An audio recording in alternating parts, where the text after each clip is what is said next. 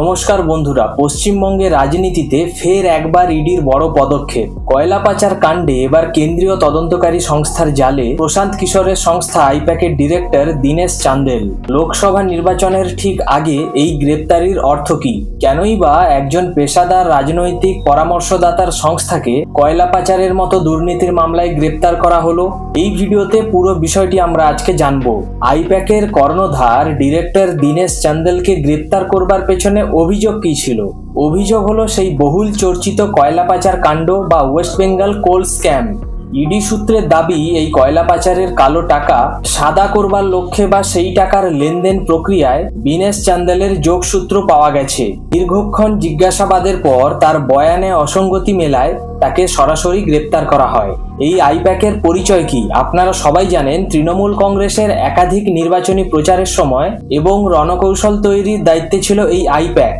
সেই সংস্থার ডিরেক্টরের গ্রেপ্তার হওয়াটা তো রাজনৈতিকভাবে অত্যন্ত তাৎপর্যপূর্ণ।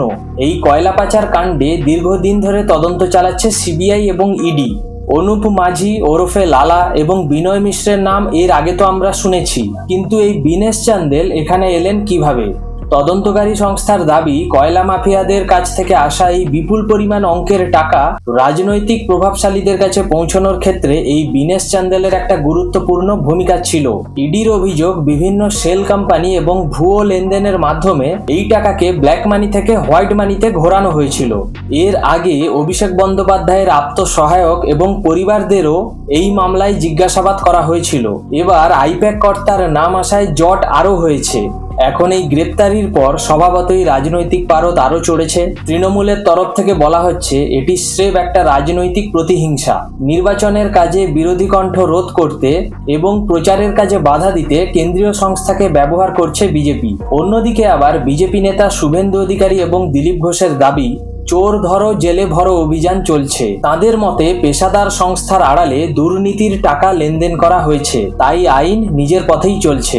আইপ্যাক শুধু একটি কোম্পানি নয়, তারা 2021-এ বিধানসভা নির্বাচনের সময় তৃণমূলের খেলা হবে স্লোগান থেকে শুরু করে দিদির সুরক্ষা কবচ পর্যন্ত সবকিছুরই নেপথ্যে ছিল। দীনেশ চান্দেল এই সংস্থার শীর্ষ স্তরে থাকায় তদন্তের আঁচ এখন সরাসরি তৃণমূলের নির্বাচনী কৌশলের উপর গিয়ে পড়ল।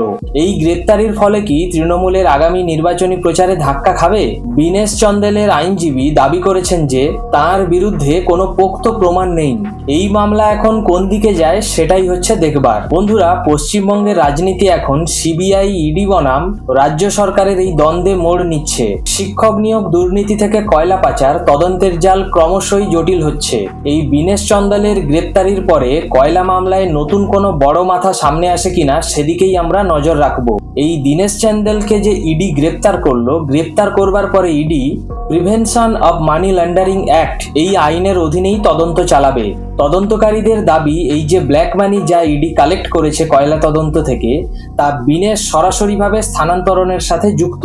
যেহেতু এই কালো টাকা সরাসরি স্থানান্তরণের সাথে যুক্ত বা লুকোনোর সাথে যুক্ত, তাই এই ধারায় দীনেশ চান্দেলের 7 থেকে 8 বছর জেল পর্যন্ত হতে পারে। অফিসারদের বিশ্বাস করবার যথেষ্ট কারণ ছিল বলেই তারা দীনেশ চান্দেলকে এই ধারায় গ্রেপ্তার করেছে।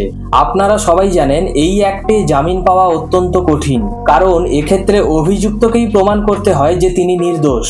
তাই এই আইনি মারপ্যাচে দীনেশের বড় বিপদ হওয়ার আশঙ্কা রয়েছে। এই মামলার শিকড় অনেক গভীরে। সিবিআই 2020 সালে এই মামলায় প্রথম এফআইআর দায়ের করেছিল।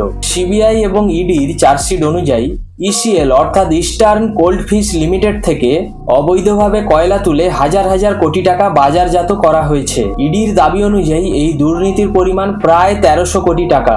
চার্জশিটে পরিষ্কারভাবেই বলা হয়েছে যে কয়লা খনি থেকে যে টাকা উঠে আসতো তা প্রভাবশালী ব্যক্তিদের ছত্রছায়ায় হতো। এই চার্জশিটে তৃণমূলের প্রাক্তন নেতা বিনয় মিশ্রকেই কিন্তু মূল চক্রী বলা হয়েছে, যিনি বর্তমানে দেশ ছেড়ে বিদেশে পলায়ন করেছেন। এই আইপ্যাকের ডিরেক্টর দীনেশ চান্দেলের সাথে বিনয় মিশ্রর কোনো আর্থিক লেনদেন হয়েছে কিনা বা অ্যাকাউন্টে কোনো লেনদেন হয়েছে কিনা, এটাই এখন ইডি তদন্ত চালাচ্ছে। এই আইপ্যাকের কাজ হলো রাজনৈতিক ডেটা অ্যানালাইসিস করা, কিন্তু ইডি কেন তাকে কয়লা পাচারে জড়াচ্ছে। শেল কোম্পানির জাল, অর্থাৎ ইডি দাবি করছে তারা এমন কিছু ডিজিটাল এভিডেন্স পেয়েছে যেখানে দেখা যাচ্ছে আইপ্যাকের নির্দিষ্ট কিছু প্রজেক্টের আড়ালে এই কয়লা পাচারের টাকাগুলোকে কনসালটেন্সি ফি হিসেবে দেখানো হয়েছে, যেটা মারাত্মক অপরাধ।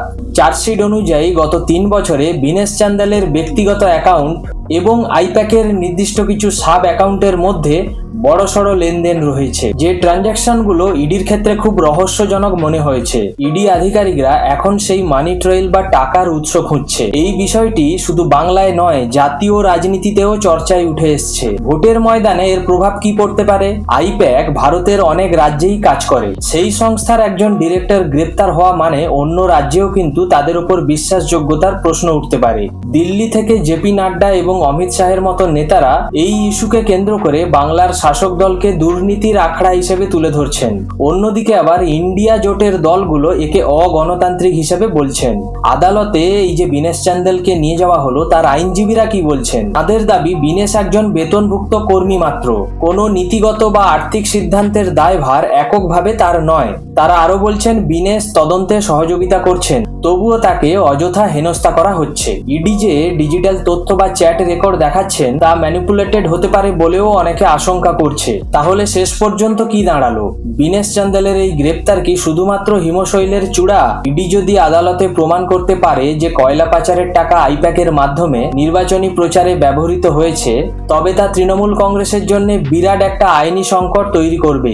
আগামী কয়েকদিন ইডি হেফাজতেই থাকবে কিন্তু বিনেশ। তাকে মুখোমুখি বসিয়ে জেরা করা হতে পারে অন্যান্য রাঘব বোয়ালদের সাথে। আপনার কি মনে হয় আইপ্যাকের মতো প্রফেশনাল এজেন্সিগুলোর উপর রাজনৈতিক দলগুলোর এই নির্ভরশীলতাই কি এই ধরনের দুর্নীতির সুযোগ করে দিচ্ছে?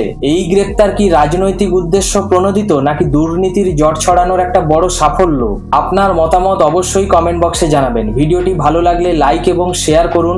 রাজনীতি রিলেটেড এরকম আপডেট পেতে গেলে আমার চ্যানেলটিকে অবশ্যই সাবস্ক্রাইব করুন। পরের ভিডিওতে আবার দেখা হবে। ধন্যবাদ।